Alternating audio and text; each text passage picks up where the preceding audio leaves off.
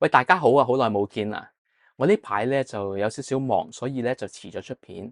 但係以後咧我就會繼續努力，確保咧我出多啲片喺呢個 channel 入邊。今日咧我想探討下 Gemini 嘅 Nano Banana 點可以令到 designer 咧喺做 mock up 嘅過程裏邊咧嘅做得更加容易。雖然我唔係一個 designer，但係以前咧我曾經請過一個 designer 幫我哋公司咧去做一個 logo 嘅時候。我發覺佢哋咧會準備一啲好專業嘅 mock up，就即係將啲圖片咧擺喺唔同嘅 accessory 嘅作品啦，例如喺頂帽上面啦，喺嗰啲 name card 上面啦，或者喺啲 notebook 上面，令你好容易可以預想到個 logo 咧有幾好。呢方面咧係非常之勁嘅。所以咧，當我預見到 Nano Banana 呢一個 AI 工具嘅時候，我就喺度諗啦。可唔可以將呢個 AI 工具咧，就將佢 streamline 成個 mock up 嘅過程咧，咁令到成件事咧就更加快同埋流暢。你可能已經睇過好多嘅影片咧，關於 Nano Banana 有幾勁，但係咧大多數嘅影片咧就只係講佢哋做到啲乜有幾勁，好少咧係會講佢點樣可以實際去解決有啲問題嘅。而今日呢條片咧，我想 inspire 大家一齊去專注多啲點樣去解決真實嘅問題，而唔係淨係講呢個 AI 有幾勁。我哋會用 N8N 嚟創造一個叫做 Mockup Master Agent 嘅 AI agent，利用咗 Nano Banana 啦、Gemini 啦同埋 Telegram 做嗰個界面。如果你係賣 AI 或者係 IT 方案嘅 business owner，又或者你係想揾技術相關嘅工作，呢條片就啱晒你啦。你一定要知道嘅，所以記得睇到最後啦。好，咁我哋即刻嚟睇下 Mockup Agent 點樣去運作嘅。你可能已經聽過 Nano Banana，但如果未聽過嘅話咧，Nano Banana 係 Google 推出嘅 Gemini 2.5 Flash LLM 模型圖像生成嗰部分。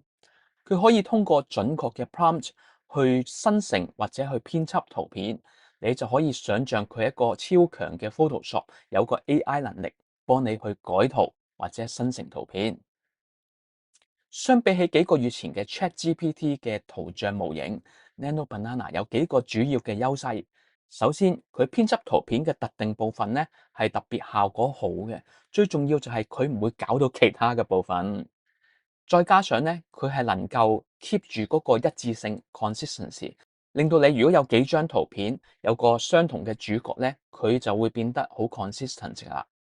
又或者喺我哋嘅 Mockup Master Agent 入邊，你就可以將你個 print 或者你個 logo 放喺唔同嘅 Mockup 嘅展示品上面，而佢哋係 consistent 嘅。好，呢個咧就係我哋今日咧會玩嘅 workflow，係個 Mockup Master Agent。呢個係主 workflow，我哋另外仲有兩個 sub workflow 嘅。咁呢一個 workflow 咧，其實係連接咗 Telegram，所以 Telegram 嘅 message 咧會直接聯繫到呢個 notes 嘅。咁我哋而家係 active 咗，所以隨時可以開始去試啦。我哋例如撳一撳，咁你見到我哋 start 之後咧，佢就會有一連串嘅指示俾我哋知。I'm your advanced print mock-up specialist. I can help you to transform your drawing into professional print-ready design and visualize them on various products。咁有一個 mock-up 嘅功能啦嘅 agent。咁下面咧，佢有講俾我哋聽，佢將會點樣 step by step 去做。咁我哋可以了解啦。最主要就係 upload 一張相，跟住就去 polish 佢啦。咁我哋可以做 further upload，最後尾咧就係 create 一啲 mock-up image。但係同一時間，其實佢都會逐步去 guide 我哋去完成成個 flow 嘅。好似而家呢度咁話，Let's start. Please upload your drawing or sketch。咁我而家就直接去 upload 一個 drawing 出嚟啦。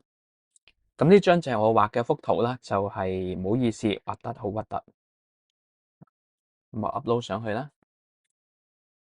咁我呢度咧同一時間就睇個 execution。咁你見到呢度係 running 啦。咁好啦，佢就覆咗我哋啦。You have uploaded a cute rabbit drawing。佢 analyze 到我哋呢幅圖咧係一隻兔仔嚟嘅，因為我哋用咗 Gemini 嘅 image analytics，所以佢係可以用佢嚟做一個 naming，令到我哋嘅 file name 咧係比較有意思。而呢個 file 咧其實已經上傳咗過嚟，我就係呢個 file 啦。好啦，跟住咧。佢就話有兩個 option 咧，去 guide 我哋下一步可以做嘅。第一就係佢可以幫我哋去 polish 呢個 image，又或者如果我哋呢個 image 本身其實唔係好似我咁 drawing 咧，係一個 finish design 嘅話咧，就可以直接做 mock up。咁當然 for 我哋而家咧，我就會叫佢做直接去 polish 啦。Please go ahead and polish my image。好啦，新個 task 開始咗。你留意翻咧，其實我係冇話明邊一張 image。咁最主要嘅原因，因為咧佢有 memory，我哋呢個 agent 係有 memory，咁所以佢咧就會揾一個最 logical 嘅 image 去做嘢啊。咁呢個 Grace 咧，your polished image 叫做 polished cute rabbit drawing，咁亦都係一個比較貼切嘅名啦。Google Drive 嗰度咧，我哋再 refresh，你就會見到個新嗰張相就喺呢度啦。就係呢一個 image 啦，好靚。我哋好快速咁望一望呢個 workflow 做啲乜嘢咧？其實佢就會去咗呢個 edit image 嘅 tools 入邊做嘢啊，由呢個 AI agent 去決定點樣行。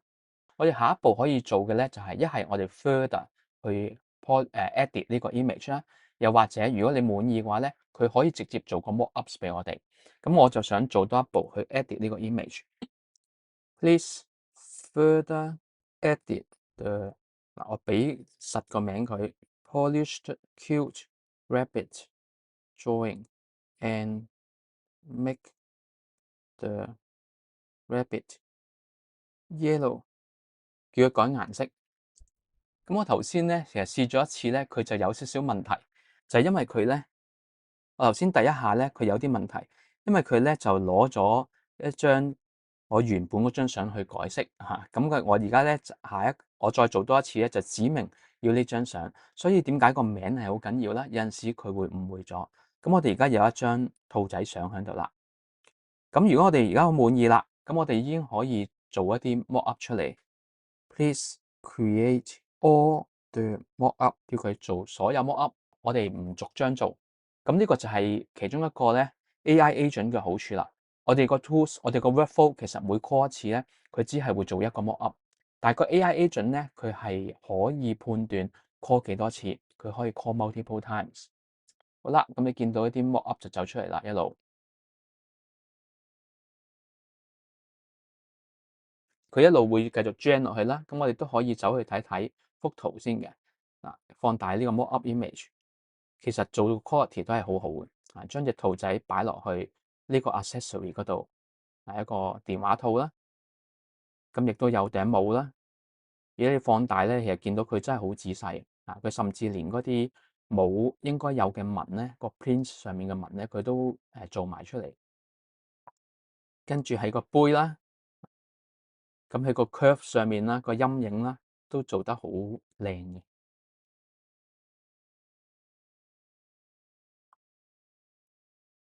咁最後尾就係呢個白色嘅 notebook。咁呢個成個流程就完成㗎啦。咁所有呢啲嘅圖咧，其實最終都上咗去 Google Drive 呢一度嘅。咁你見到全部嘅 mockup 咧都喺度會出現㗎。咁我哋咧其實係因為咧，喺個 template image 入邊咧，我哋就有呢啲本身嘅 template 圖我哋冇啦，冇 logo 嘅咁佢就會將佢砌埋一齊啦。哇！真係好神奇啊！你話係咪？喺技術方面咧，我只係用咗4個 Gemini 2.5嘅 Notes 作為 AI agent 嘅大腦啦，我嚟分析圖片啦，亦都係我嚟編輯圖片嘅，做嗰個 mock up 啦。不過，正如我先前想講啦，我更加想今集嘅影片咧，我哋多啲 focus 係響解決問題嗰一度，而唔係個 technology。但係各位都唔使擔心，我一樣會同大家咧一步一步咧去解釋呢個 workflow 係點樣做嘅，令到你可以咧響你自己個 N8N 平台嗰度咧建立呢一個 workflow。我係好中意科技，同樣咧我亦都係好中意呢一個 Nano Banana 嘅。我自己試咗好多唔同嘅嘢，亦都睇咗好多唔同嘅 YouTube 片。咁我知道咧 Nano Banana 可以做到好多嘢嘅。喺我哋呢一個 mock up agent 嘅例子入邊咧，其實我哋只係用咗佢少少部分嘅能力啫。喺官方嘅 Gemini 嘅界面入邊咧，你可以完全自由咁樣去寫 prompt，要呢個 AI 去做任何嘅嘢，佢係超級彈性高嘅。但係佢亦都衍生另外一個問題，就係嗰啲 user 咧係唔知點樣去用佢嘅。Mockup Master Agent 咧就係解決咗呢方面嘅問題啦。佢可以提供一步一步嘅指引，去建議使用者點樣去完成成個 mockup 嘅流程，由上傳你嘅圖片或者草稿，直至到去到一個完成品嘅 mockup。其實你都估到，你可以直接用官方嘅 Gemini 嘅界面去做到相同嘅嘢，但係咧普通嘅用戶佢會覺得係好難用啦，而且係非常之費事嘅。甚至佢根本就唔知道原來可以做到呢一啲嘢。咁喺呢方面咧，我哋作為開發者咧，就可以製作呢啲解決方案啦。通過設計呢啲專門嘅 AI agent 去填補呢個空隙，呢一種 agent 就大大簡化咗用戶面對嘅複雜性。呢一個就係佢真正提供嘅價值啦。實際上可以提供咩價值呢？我呢度有兩點。第一，佢可以省卻每個項目你要用人手做呢啲 mockup，每個星期可以慳5個鐘。第二就可以令到你咧可以透過手機啦，直接同你個用戶去展示一啲你嘅 idea，大大提高用戶嘅 satisfaction。當然啦，每個用戶每間公司都係獨特嘅，呢個係你有責任咧，需要揾到究竟對呢間公司係有啲乜嘢嘅價值，慳到佢幾多嘅時間，咁樣樣你就可以強調呢一類嘅價值同埋好處，而唔係去表達俾你嘅客人知道你用咗幾多時間去砌呢個 solution，用咗幾多個 note 喺 end-by-end 去砌呢一個 workflow，因為人哋咧只係關心佢有啲乜嘢價值係攞得到。公司咧，亦都係睇你可以俾到啲咩價值，而去出錢去買。嗱，戴翻個頭盔，我並唔係話我哋呢個 Mockup Master Agent 有幾叻，有幾勁。可能都有少少勁嘅嚇。不過我喺呢度嘅重點係想 inspire 下你，可以去建立自己嘅解決方案，去解決真實嘅問題。而家係時候一齊睇下點樣可以將呢個 workflow 建立喺你自己嘅 end-by-end 環境度啦。我會去解釋佢哋嘅運作。你可以加入我哋嘅 community，免費得到呢個 end-by-end 嘅 template。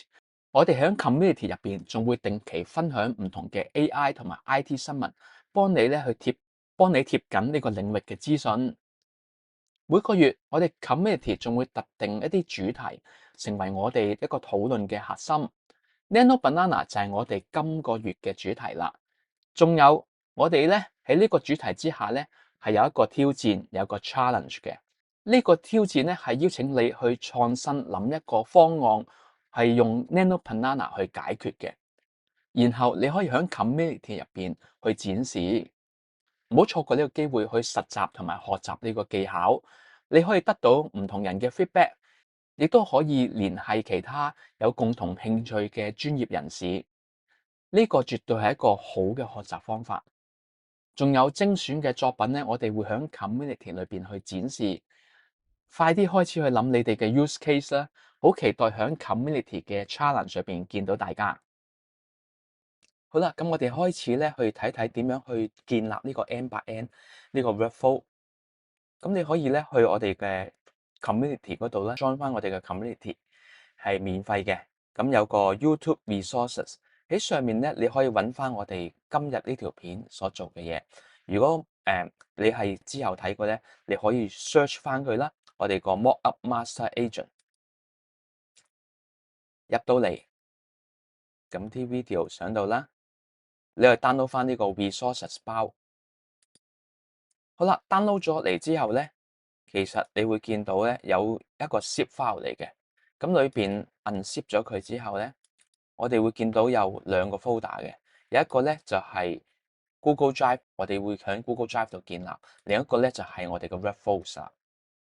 咁我哋先入 Workflows 度啦，我哋有3個，因為一個係 Main Workflow 同埋2個 Sub Workflow。去翻 end-by-end 個平台，我哋就可以撳呢3點去 import 翻嗰個 file， 去翻個 Workflows 入邊啦，就做翻個 master 嘅 import 先。好啦，嗰個 main workflow 其實就入咗嚟㗎啦。咁我哋咧仲要 set up 唔同嘅嘢嘅。咁第一樣嘢咧，我哋會 set up 翻啲 sub workflow 先，double click 佢。呢個 sub workflow 咧其實唔存在啦，因為我哋未 import。咁你可以撳一撳佢，就 create 翻一個 new sub workflow。咁佢就會開個新嘅俾我哋。咁第一件事咧，我哋出翻去咧，我哋唔需要佢原有幫我哋 pre-build 咗嘅嘢，我哋可以就咁 delete 咗佢，撳3點，又係 import 啦。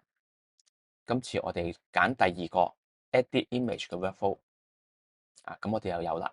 咁記得我哋要 save 翻低佢 main workflow 嗰度嗱，記得我哋都要 save 翻低佢嘅。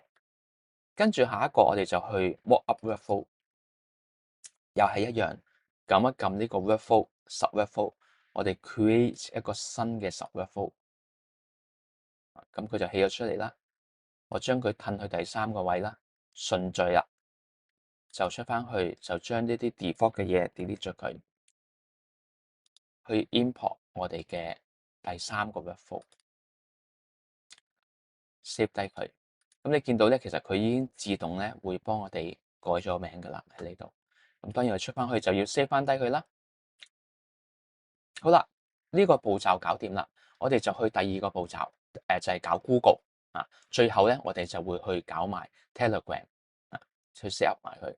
Google 嗰邊咧，我哋去翻我哋嘅 Google Drive 啦，即係呢一度啊。咁你可以揾一個位置去擺呢個 N8N 佢可以 access 嘅 folder。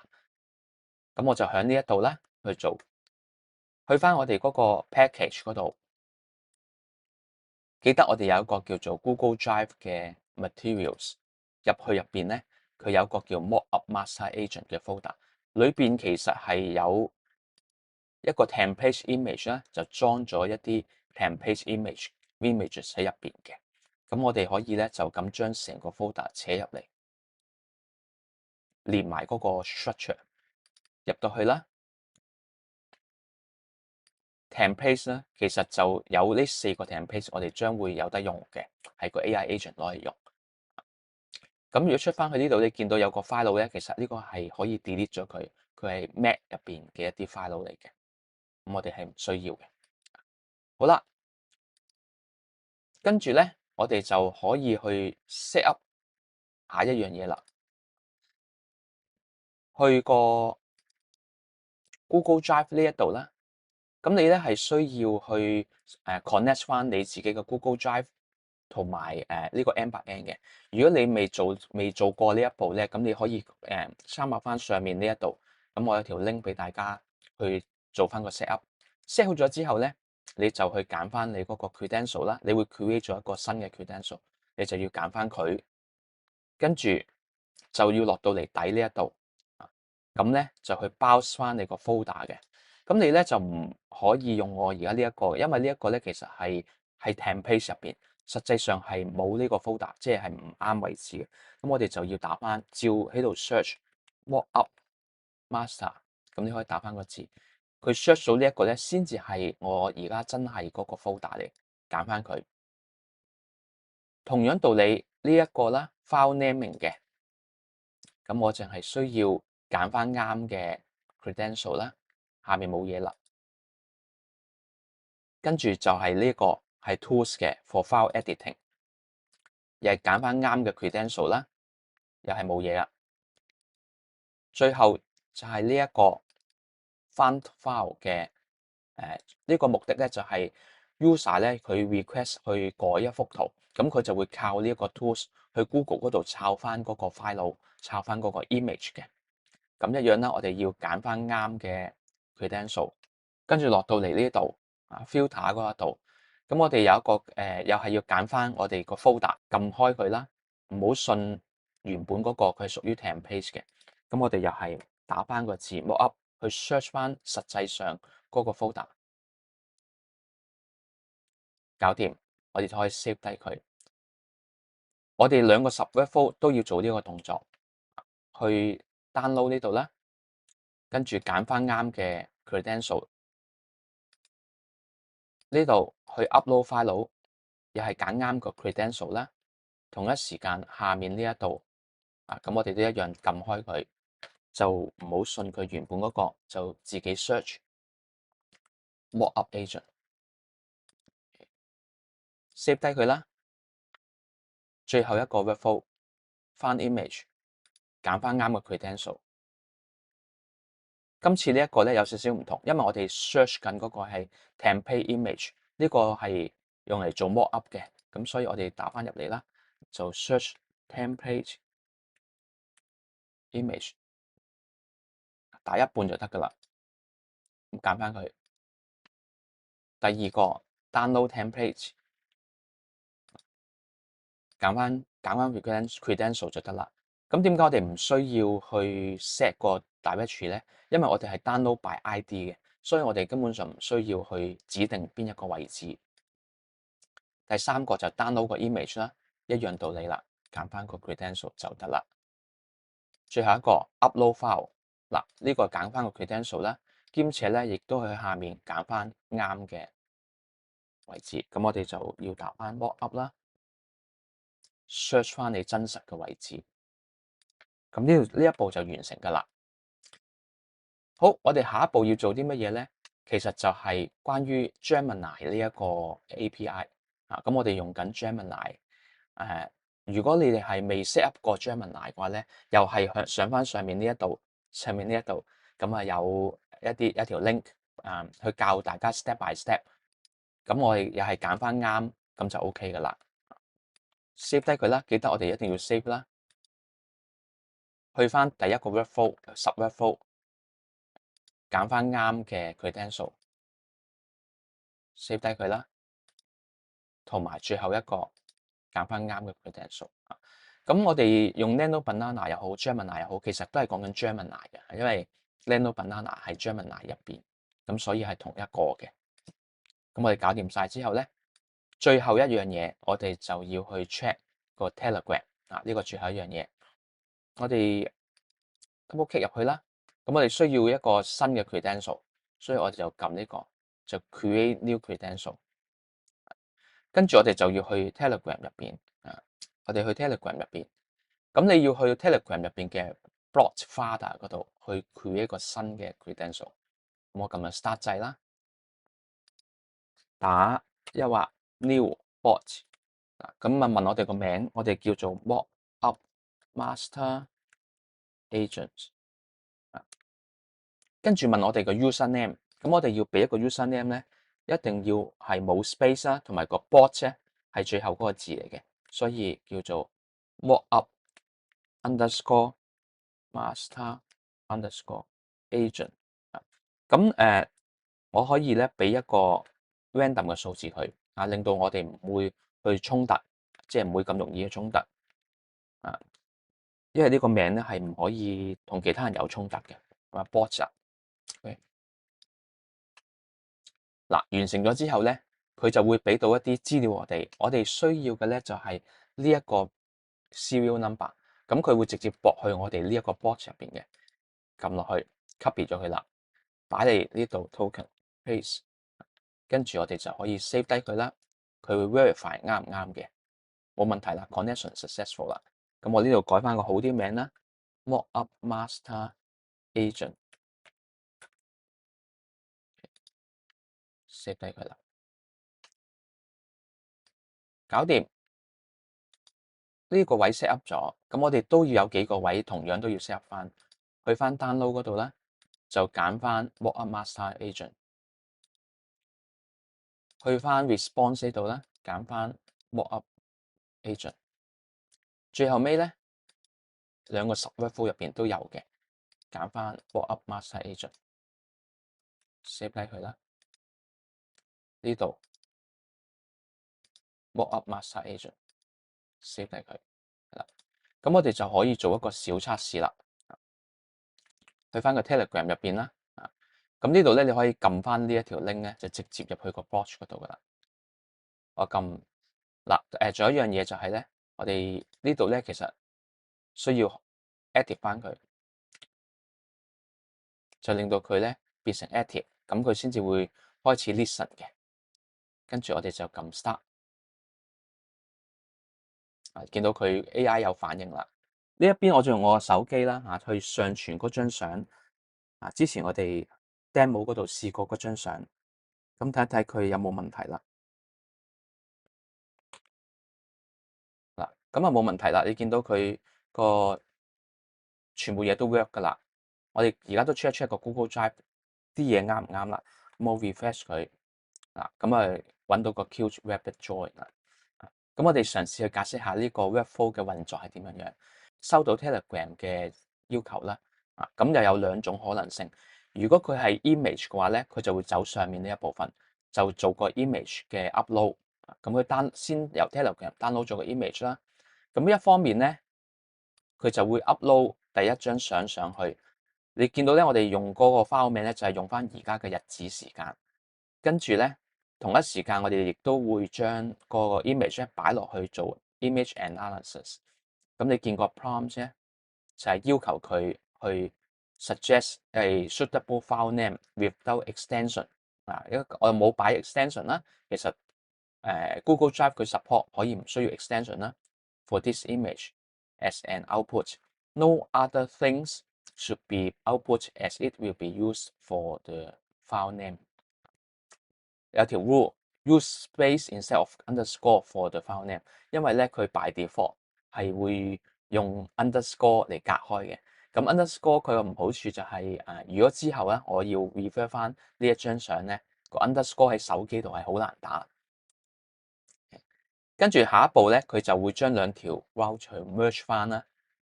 咁就將個 file 名改翻啱。咁好啦，點解要咁樣樣去分開做？因為咧喺 N8N 佢都有一個 limitation 嘅，就係佢 download 咗個 file 咧，其實會係一個 binary 嚟嘅。呢個 binary file 咧，只係會對應第一個 note 佢係可以用得到，佢嘅第二個 note 咧佢都會用唔到，除非用另外一啲技巧。簡單起見咧，呢一個就係一個 workaround，一個最好嘅方法。咁我哋兩個 note 咧，其實都會攞到個 binary。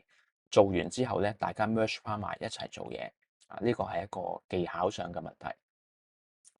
跟住咧，佢就會落去呢個 AI agent 啊。咁另外一條 path 咧就係我哋平時一啲文字上嘅 request 叫佢做嘢啦。咁你見到AI agent 咧，下面咧都有一紮嘅 tools 嘅，包括就有佢會識得 edit image 啦，一個 sub workflow，另外一個係 create mockup，另外一個 sub workflow。我哋仲有咧image，我 rename 嗰個 file 啦，同埋個翻 image 去揾嗰個 image。跟住我哋咧用緊嘅就係 Google Gemini 啦。呢個位咧其實你都需要轉翻咗 credential，頭先冇講到嘅。咁我哋用緊嘅咧就係 Gemini 嘅2.5 Flash 啦。咁我哋亦都俾咗個 memory 佢。好啦，咁我哋望一望佢 AI agent 入邊，我哋個 system prompt 究竟係點樣啦？咁你見到啦 ，You are an advanced print mockup specialist. You transform user submit drawing into a professional print-ready design optimized for various products and accessories。咁呢個就係佢第一個工作啦。You create stunning, realistic mockup visualization that help user and envisions their artwork on the physical items。呢個就係第二個工作。Your expertise guide user through the streamlined step-by-step process for initialized sketch to the final mockup presentation, providing clear and short description, clear option and expert recommendation at each stage。嗱，呢一段咧其實就係比較緊要嘅。佢咧就係因為呢一段嘅出現咧，加埋下面有一個 guide 咧，呢個4個 step 嘅 guide 咧，令到嗰個 AI agent 佢有個方向去 guide 嘅 user 去行，串連成個 step 咧嘅一個重要步驟嚟嘅。咁我哋亦都有 tools 啦，就有個翻 image tools 啦、rename 嘅 tools 啦、edit tools 啦，同埋 create mockup 嘅 tools。同埋仲有一啲 rules 咁樣，大家可以去望一望啊。咁呢啲 rules 咧都係因為遇到唔同嘅問題而加嘅，咁令到佢咧就越嚟越修正。我俾兩個咧我 take away 嘅 tips 俾大家。咁第一個咧就係咧呢啲 rule 咧唔好第一開始就寫，通常就係你一路用一路試嘅時候，測試嘅時候，你遇到唔同嘅問題先至慢慢加。因為咧我哋永遠唔知道咧佢原本有冇問題，可能會寫多咗嘢。第二個 tips 咧就係好似呢啲 tools，我咧係唔會俾一啲好 procedure 嘅 tools 俾佢，而係一啲咧好單純嘅 tools，翻 image、rename 個 image、edit 個 image 同埋 create mockup。而 create mockup 咧，佢只係每 call 一次，淨係做一次嘅啫，做一個 mockup 嘅啫。咁啊留翻咧俾個 AI 咧去決定點樣用呢啲 tools。呢個係一個比較flexible 嘅方法，所以個 AI 咧就會跟住呢個街去用佢個 tools 做。好啦，咁我哋就講完咗成個 workflow 點樣去運作啦。而 sub-workflow 咧其實就比較直接啲嘅。呢一個去做 editing 嘅，佢第一步收翻嚟嘅資料啦，佢就需要有幾個資料嘅，有個 prompt 究竟係乜嘢啦，嗰個 name 啦，image ID 啦，同埋嗰個 chat ID。咁呢啲嘢咧都係由嗰個主 workflow 嘅 AI agent 咧 pass 落嚟嘅，跟住佢就會去走去 download 嗰個 image 翻嚟啦，就直接擺上 Gemini 叫佢做 edit。咁呢個就係Nano Banana 嘅能力啦。完成咗之後咧，我哋就兵分兩路啦，同頭先個 concept 好似。第一方面咧，我哋將佢 upload 上去個 Google Drive 嗰度；另一方面咧，我哋就會將佢擺喺 Telegram 嗰度俾個 user 去睇。跟住最後 merge 完之後咧，就將個 result 放翻出去。喺個 result 方面咧，我哋就俾翻兩樣嘢俾個 main agent 嘅。第一就係佢個 created name 啦，created file name。第二個咧就係佢嗰個 Google Drive。好啦，咁成個 workflow 嘅功能就係咁啦。今日嘅 agent 就嚟到呢一度啦。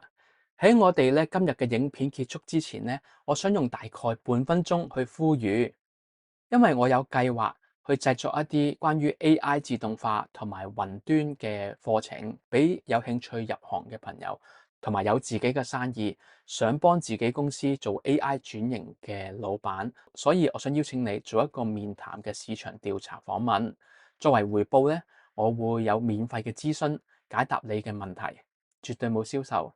如果你有興趣咧，可以喺下面嘅介紹欄嗰度去 click 入條 link 去預約時間。